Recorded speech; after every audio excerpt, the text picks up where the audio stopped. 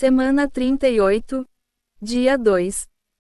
Suprimento matinal. AP 1h17 da manhã menos 18. Eu sou o primeiro e o último e aquele que vive. Estive morto, mas eis que estou vivo pelos séculos dos séculos, e tenho as chaves da morte e do Hades. Et 2h24 da manhã. Ao qual Deus ressuscitou, rompendo os grilhões da morte, porquanto não era possível que ele fosse retido por ela.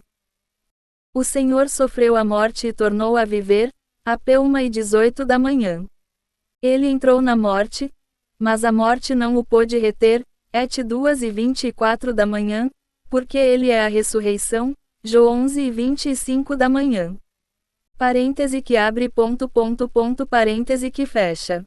A ressurreição é o prolongamento dos dias do Senhor. Ele existirá para todo o sempre na sua ressurreição. Parêntese que abre parêntese que fecha. Para que dispense vida, Cristo tem de ser aquele que vive, visto que uma pessoa morta nunca poderá dispensar vida aos outros. The Conclusion of the New Testament, p. 4153. Leitura de hoje. Aquele que vive no nosso interior nunca pode estar morto.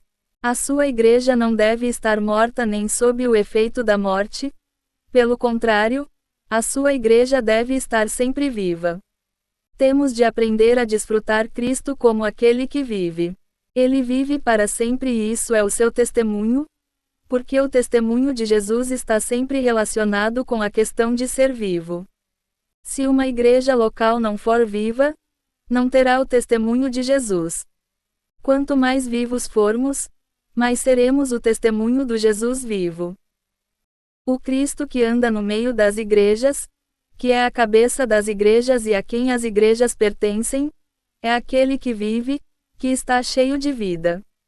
Portanto, as igrejas como o seu corpo também devem ser vivas, cheias de frescor e fortes. Temos um Cristo vivo que venceu a morte. O nosso Cristo, que é o ressurreto, vive em nós e entre nós. Ele vive para todo sempre. Parêntese que abre parêntese que fecha. Na restauração, todas as igrejas devem ser tão vivas como Cristo, devem ser cheias de vida e devem vencer a morte.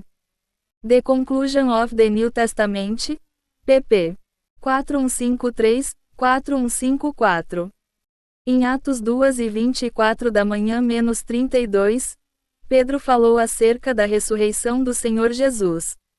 Parêntese que abre parêntese que fecha. Pedro disse que Deus ressuscitou a Jesus.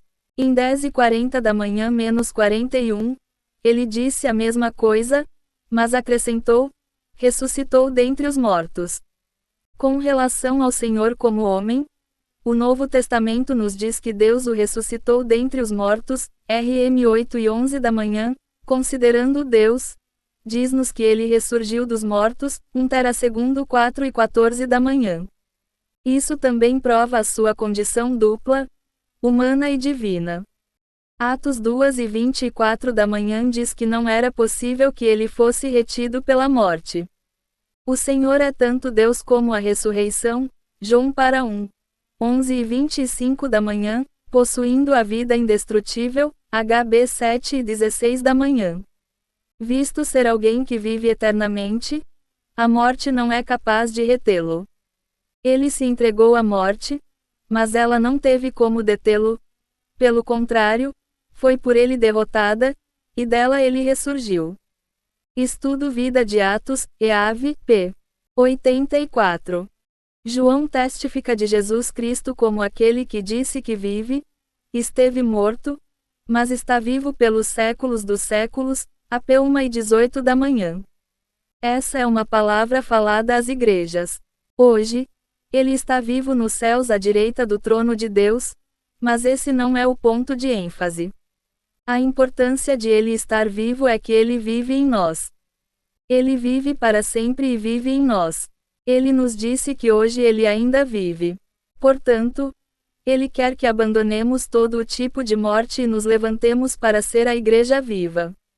Esse é o pensamento de Apocalipse 1. Como vivemos por ele? Primeiro, temos de perceber que anteriormente só tínhamos a nossa vida, mas agora já não somos nós, mas o Senhor Jesus que vive em nós.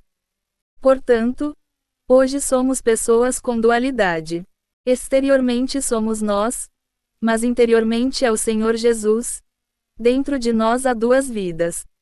Segundo, Deus não quer que vivamos pela nossa vida original.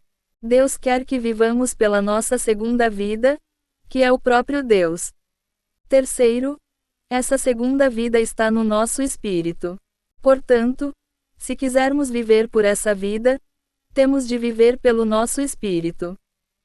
O resultado desse viver é a igreja. Portanto, para a vida da igreja temos de viver no nosso espírito, exercitando-nos para viver pelo Senhor. CWWL, 1983, volume 3, A Living of Mutual Abiding with the Lord in Spirit, pp. 26 a 28.